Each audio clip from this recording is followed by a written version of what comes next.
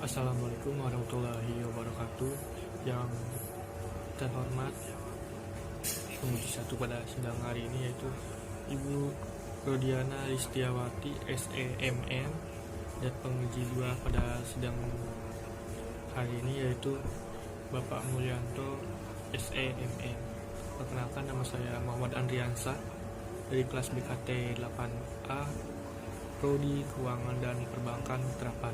Di sini saya akan presentasikan skripsi saya yang berjudul Pengaruh Efisiensi dan Rational Choice menggunakan Quick Response Code Indonesia Standar (QRIS) terhadap minat menggunakan mode transaksi MPM dan CPM. Latar belakang penelitian saya dibagi menjadi 5 poin utama. Yang pertama, pertumbuhan pengguna internet; yang kedua, transaksi uang elektronik; yang ketiga, inovasi finansial teknologi; yang keempat, sosialisasi dan perkembangan QRIS; dan yang kelima, survei pengguna QRIS di Politeknik Negeri Jakarta. Pertumbuhan pengguna internet sendiri menurut Worldstat dalam websitenya internetworldstat.com, jumlah pengguna internet di Indonesia pada tahun 2021 sebanyak 196.400.000 pengguna atau user, dan hal ini menunjukkan 76,8% dari jumlah populasi di Indonesia sudah bisa menggunakan internet. APJJI pada tahun 2021 pun menyebutkan hal demikian. Seiring dengan meningkatnya penggunaan internet di Indonesia, industri melihat hal tersebut sehingga membuat sistem pembayaran digital sebagai jenis transaksi pembayaran baru yang modern. Disahkannya produk uang elektronik menjadikan peluang bagi lembaga baik bank maupun non-bank untuk menerapkan aplikasi uang elektronik. Menurut data Bank Indonesia pada tahun 2016 sendiri tercatat ada 613 juta volume transaksi dengan total nominal 7 triliun. Hal ini naik signifikan 4 tahun ke depan. Pada tahun 2017 sampai dengan tahun 2020 tercatat ada 3.781,2 volume transaksi dengan nominal 663,4 triliun rupiah. Situasi ini mendorong Bank Indonesia untuk meningkatkan sistem pembayaran dengan mengadaptasi suatu teknologi yang disebut QR code, yang dimana cukup melakukan scanning maka transaksi tersebut akan terjadi. Bank Indonesia mengeluarkan Quick Response Indonesia Standard atau QRIS, yaitu QR code standar yang dibuat oleh Bank Indonesia untuk memfasilitasi pembayaran digital melalui aplikasi uang elektronik berbasis server, dompet elektronik maupun mobile banking. Program kebijakan pemerintah ini guna mendorong kemajuan ekonomi digital. Dalam hal ini berkomitmen meneruskan langkah sosialisasi Bank Indonesia tentang penggunaan sistem pembayaran digital. Di sini sendiri diluncurkan pada tahun 2020, tepatnya tanggal 1 Januari. Fungsi QR code adalah untuk semua payment apapun aplikasinya, scannya cukup menggunakan QRIS saja karena sudah terstandarisasi.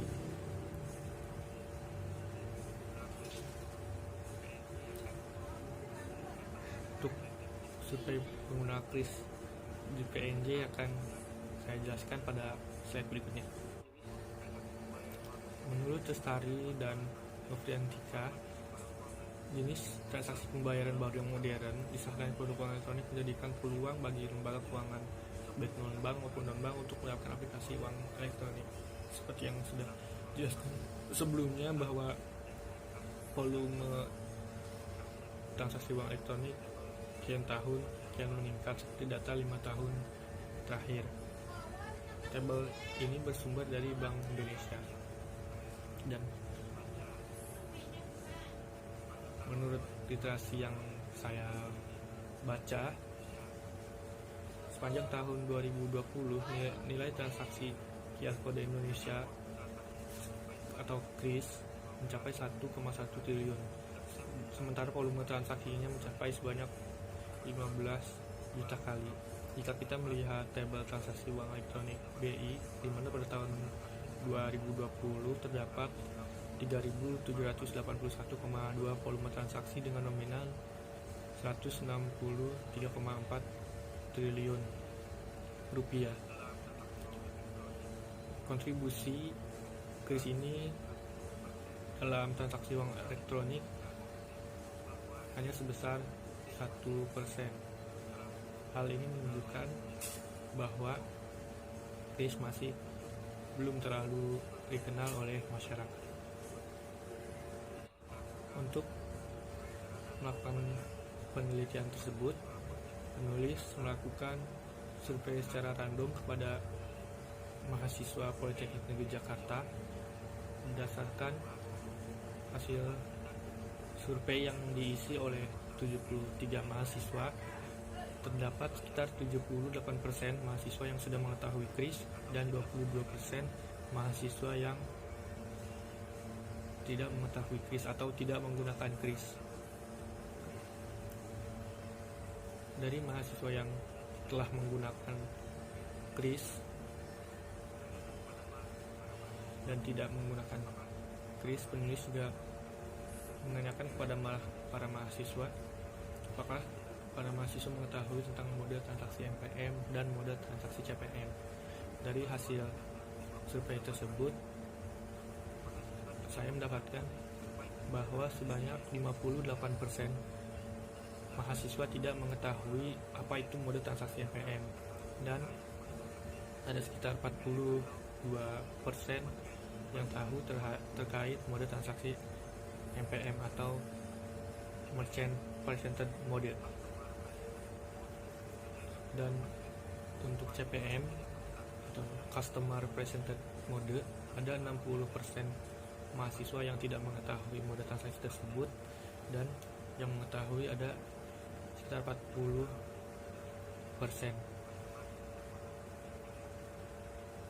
yang mengetahui mode transaksi Customer Presented Mode atau CPM. Sumber data ini diolah oleh penulis sendiri untuk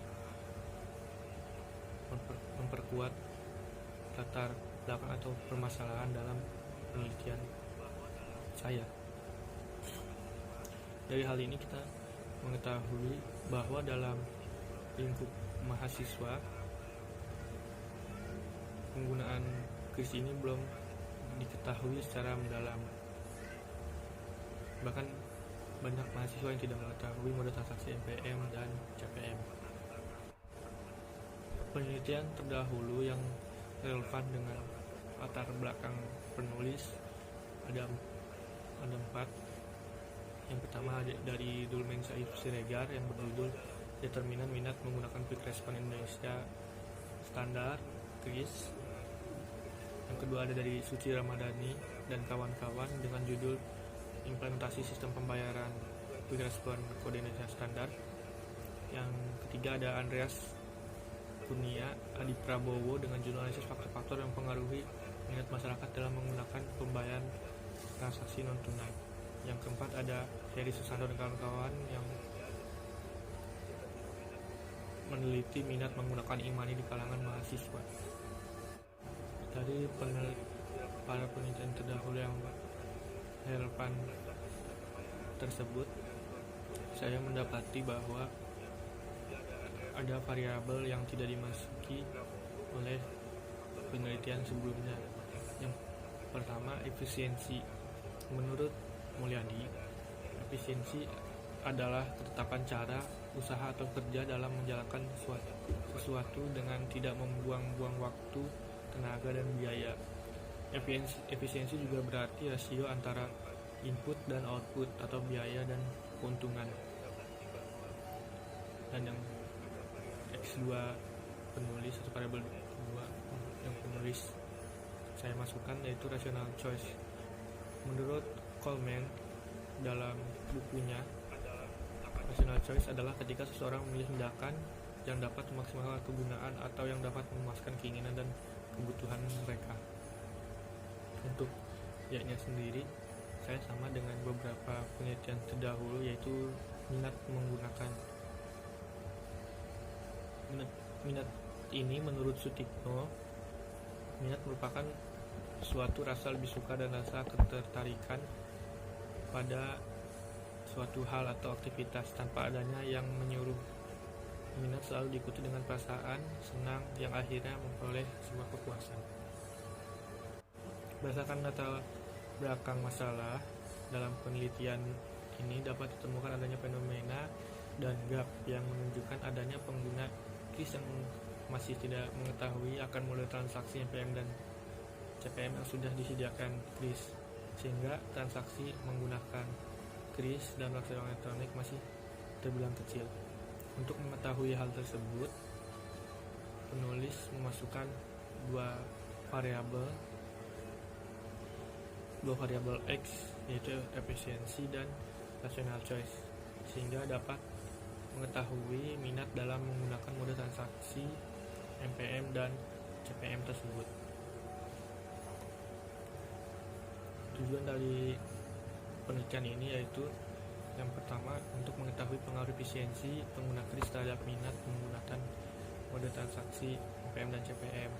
Yang kedua, untuk mengetahui pengaruh rational choice pengguna kris terhadap minat menggunakan mode transaksi NPM dan CPM. Dan yang ketiga, untuk mengetahui pengaruh efisiensi dan rational choice secara bersamaan terhadap minat menggunakan mode transaksi NPM dan CPM. Kerangka berpikir penulis seperti berikut: efisiensi dan rational choice terhadap minat menggunakan mode transaksi NPM dan CPM.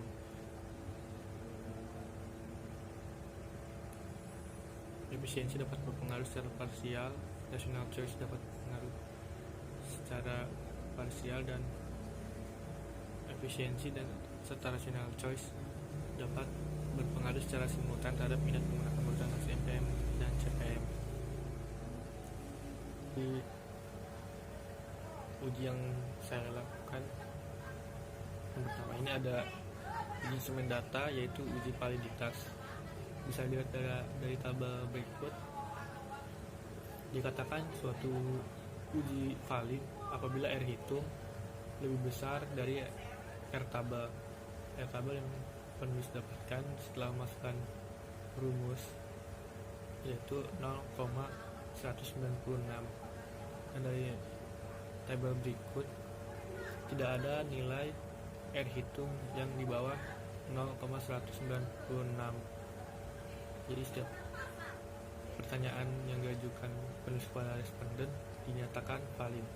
Data ini dihasilkan dari SPSS 26 dan olahan dari responden yang penulis dapatkan atau saya dapatkan. Selanjutnya yaitu uji reliabilitas. Dikatakan suatu item reliable apabila nilai cross alpha-nya lebih dari 0,6%. Dapat kita lihat bahwa efisiensi memiliki nilai 0,794, rational choice 2 memiliki nilai 0,828, minat menggunakan memiliki nilai 0,850. Setiap item yang penulis atau saya teliti memiliki hasil reliable untuk uji reliabilitas. Selanjutnya ada uji asumsi klasik, yang dimana ini saya meneliti uji normalitas dari variabel saya. Dikatakan distribusi tersebut normal apabila nilai signifikansinya lebih dari 0,05, dan setelah dilakukan uji one sample Kolmogorov-Smirnov, simple sig totalnya menunjukkan hasil 0,2. Hal ini menunjukkan bahwa simple simennya total lebih dari 0,02. Distribusi tersebut dapat dikatakan normal, dan dilihat dari grafik normal probability plot, persebaran data di atas mengikuti garis diagonal dan mengikuti arah garis diagonal tersebut, sehingga dapat diartikan model regresi telah memenuhi asumsi dari normalitas.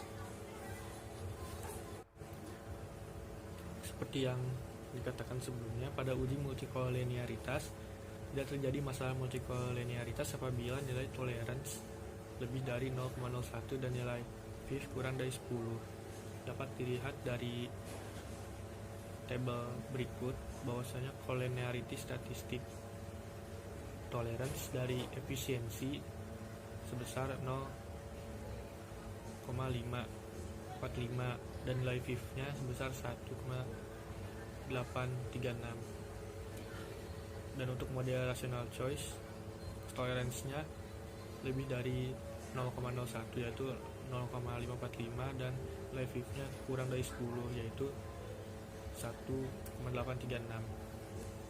Dan selanjutnya ada uji heterokedastisitas. Suatu hal dikatakan hetero apabila data menyebar secara merata. Dari hasil uji yang dilakukan saya, data scatter plot ini menunjukkan bahwa tidak adanya pola jelas secara titik-titik. Pola tersebut menyebar secara merata di atas dan di bawah angka 0 pada sumbu Y, sehingga dapat dikatakan data yang digunakan telah memenuhi asumsi klasik heterokedastisitas atau tidak terjadinya gejala heterokedastisitas.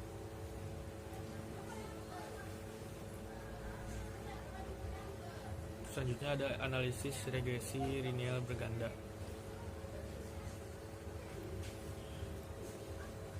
Berdasarkan tabel tersebut, hasil uji analisis regresi linear berganda menunjukkan bahwa koefisien regresi variabel efisiensi atau X1 sebesar 0,110 dan variabel rational choice X2 sebesar 0,827. Dari hasil tersebut maka dapat diperoleh persamaan sebagai berikut, yaitu konstanta 1298 ditambah 0,110 X1 ditambah 0,827 X2 plus Y. Arti dari persamaan regresi di atas adalah nilai konstanta sebesar 1298 menyatakan bahwa jika nilai X efisiensi dan rational choice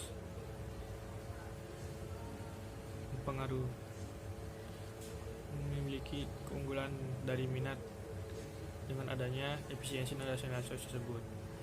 Koefisiensi regresi X sebesar 0,110 menyatakan bahwa setiap kenaikan satuan pada X1 maka nilai Y minat Y akan meningkat sebesar 0,110, dan untuk efisiensi X2 dengan nilai 0,827 apabila setiap kenaikan satuan dari X2 maka nilai Y akan meningkat sebesar 0,827.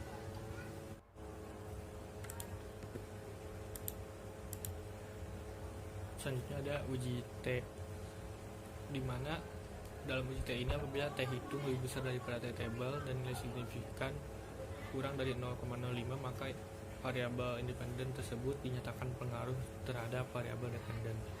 Dan apabila kita melihat dari tabel berikut, model efisiensi memiliki nilai T hitung sebesar 8 dengan nilai signifikan 0,000. Hal ini menunjukkan bahwa H1 diterima, yaitu efisiensi secara parsial pengaruh signifikan terhadap minat menggunakan mode transaksi MPM dan CPM. Dan untuk model rational choice, T hitung bernilai 19.206 dan nilai signifikansinya yaitu 0,00. Data ini menunjukkan H2 diterima, yaitu rational choice berpengaruh secara parsial signifikan terhadap minat menggunakan transaksi MPM dan CPM. Selanjutnya ada UGF atau apakah variabel tersebut berpengaruh secara bersamaan terhadap variabel Y. Dapat dikatakan seperti itu apabila F hitung lebih besar daripada F table dan nilai signifikan kurang dari 0,05.